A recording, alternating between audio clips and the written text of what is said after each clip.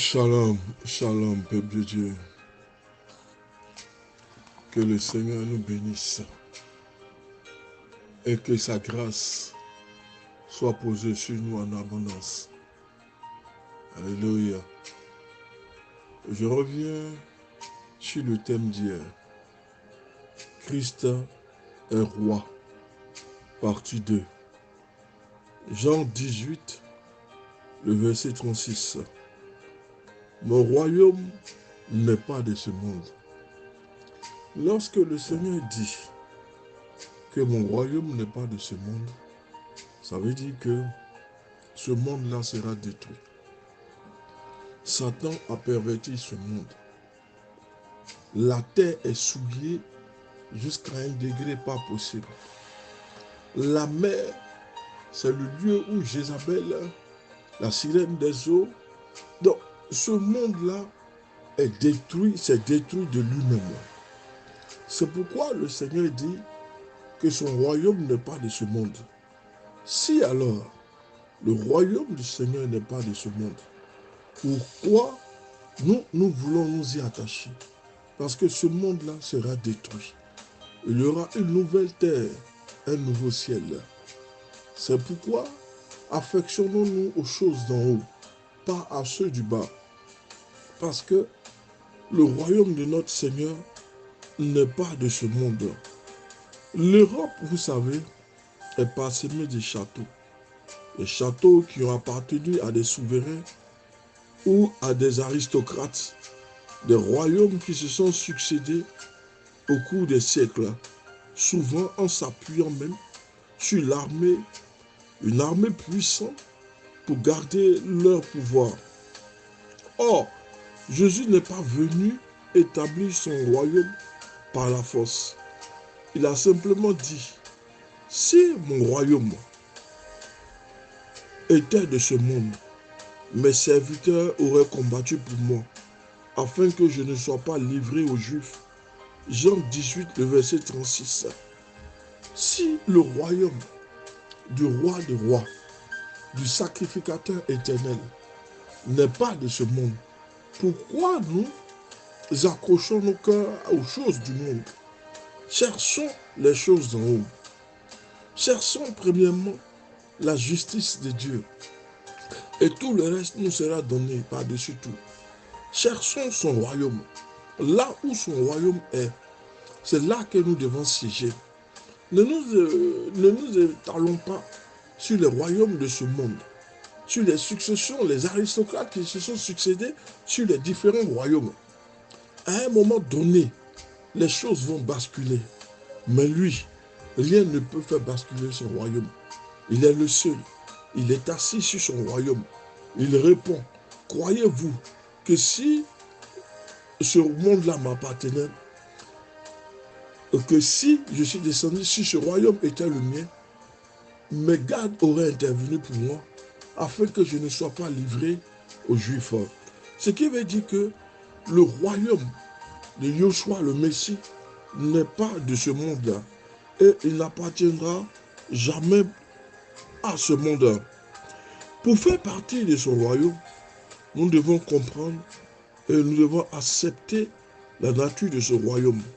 C'est-à-dire un royaume de vérité, un royaume de sainteté, un royaume de grâce, un royaume de justice, un royaume d'amour et de paix.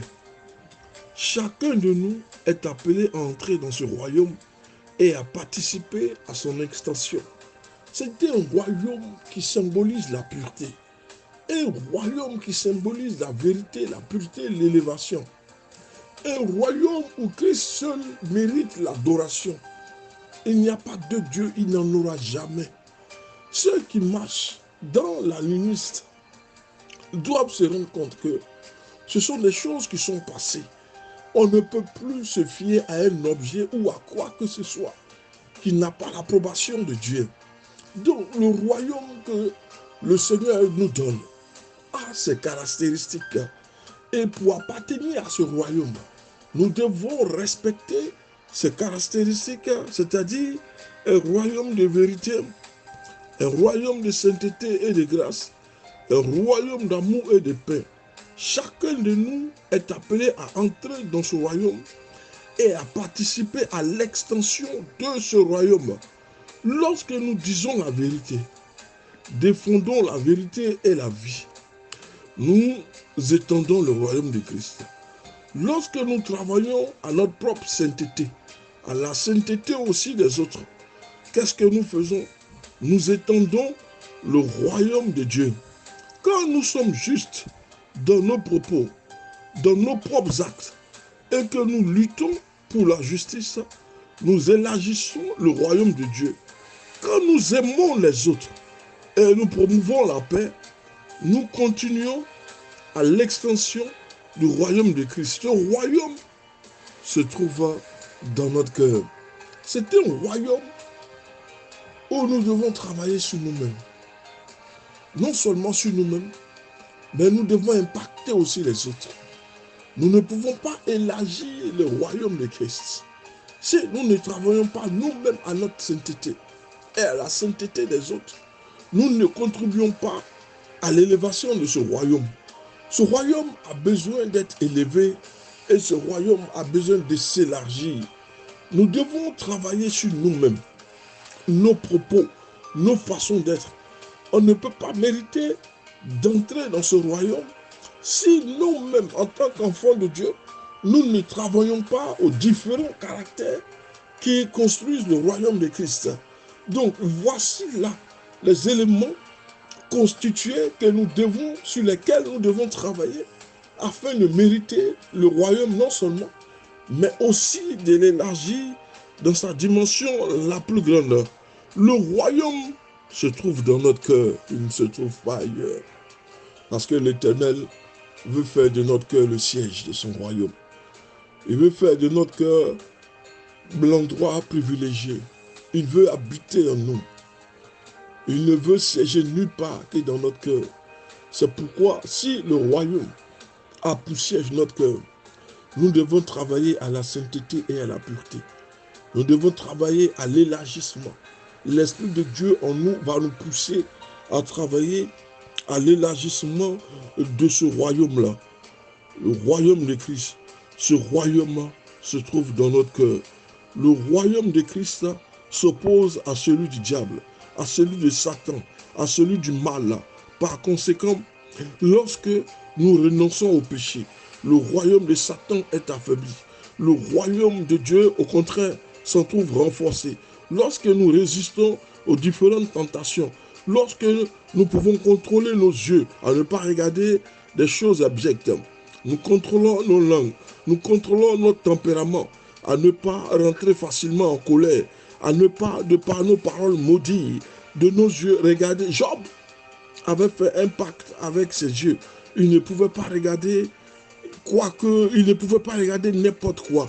Notre langue, nous disons qu'il y a le pouvoir au bout de notre langue. Par elle, nous pouvons bénir et par elle, nous pouvons maudire. Nous devons contrôler notre tempérament, à nous mettre sans cesse en colère, nos pensées, et dire non à nos désirs. Le royaume de Satan est affaibli, celui du diable est affaibli, et celui du Seigneur s'en trouve renforcé. C'est le Christ, est le roi de notre cœur.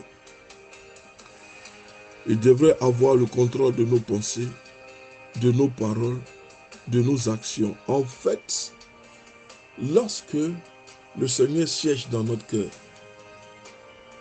nous devons faire attention à nos pensées, à nos paroles, à notre tempérament, à notre langue. Nous ne pouvons plus avoir le langage d'autrefois. Nos yeux ne peuvent plus se concentrer sur des images abjectes. Notre langue doit être préservée. Notre tempérament doit être maîtrisé. Il ne faudrait pas que nous soyons trop caractériels. Non. Encore, Satan a une marge dans notre vie. Mais nous devons cultiver la douceur et la paix. Nous devons faire en sorte que l'esprit de colère ne nous habite plus. Nos pensées ne doivent pas être pénétrées par le doute et la peur. Lorsque nous sommes enfants de Dieu, et que Christ est en nous, et que Christ transparaît à travers nous, la peur et le doute, l'angoisse doivent s'en aller. Parce que nous devons avoir un tempérament paisible. Nous ne pouvons pas douter de ce que le Seigneur dit. Le Seigneur veille sur sa parole pour que ces paroles-là s'accomplissent. Si le Christ est le roi de notre cœur, il devait avoir le contrôle de nos pensées, de nos paroles, de nos actions. En effet, de tout ce que nous sommes et que nous possédons. Il n'est pas facile de tout donner à Dieu, de tout abandonner entre les mains de Dieu. Rappelons-nous le voleur crucifié avec Christ. Il a simplement demandé à Jésus de se souvenir de lui quand il tirait dans son royaume. Et que répond Jésus? Aujourd'hui, tu seras avec moi au paradis. Dieu donne toujours plus que nous l'imaginons, plus que nous lui demandons. Efforçons-nous d'affermir son royaume dans notre cœur. Lorsque le royaume de Dieu est installé dans notre cœur, tout ce que nous demandons, le Seigneur nous accordera. Parfois, nous n'avons même pas besoin de demander. L'Éternel sait déjà de ce dont nous avons besoin. Mais nous devons le mettre à la primauté de toutes choses. Notre cœur ne doit pas être un réceptacle d'esprit impur, mais de la présence de Jésus de Nazareth. Le royaume des cieux doit prendre place dans notre cœur. Lorsqu'il prend place dans notre cœur, surveillons nos pensées, nos paroles, nos tempéraments, notre langue.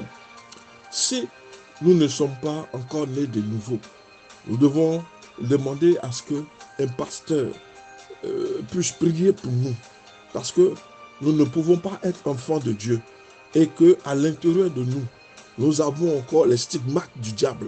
Non. Lorsque le royaume de Christ est en nous, nous devons marcher à l'image et à la ressemblance de Christ. Notre façon de parler doit changer. Notre tempérament doit changer. Il ne faudrait pas que les gens disent, voici quelqu'un qui est chrétien, mais on ne dirait même pas, la colère et la haine l'habitent. Non, vous devez être transformés. Le royaume est en vous. Alors, vous devenez de nouvelles personnes. Vous devez résister à la tentation du diable. Vous devez travailler à l'élargissement du royaume des cieux et au rétrécissement du royaume du diable. Parce que notre rôle en tant qu'enfant de Dieu, c'est de dépeupler le camp du diable. C'est de faire en sorte qu'il n'y ait plus personne dans le camp du diable, afin que le royaume du Christ s'agrandisse. Lorsque nous marchons avec lui, il a déjà injecté en nous les stigmates de son royaume. Alors, c'est à nous d'exploser par la puissance de l'Esprit. Que Dieu nous bénisse. Le pasteur Samuel.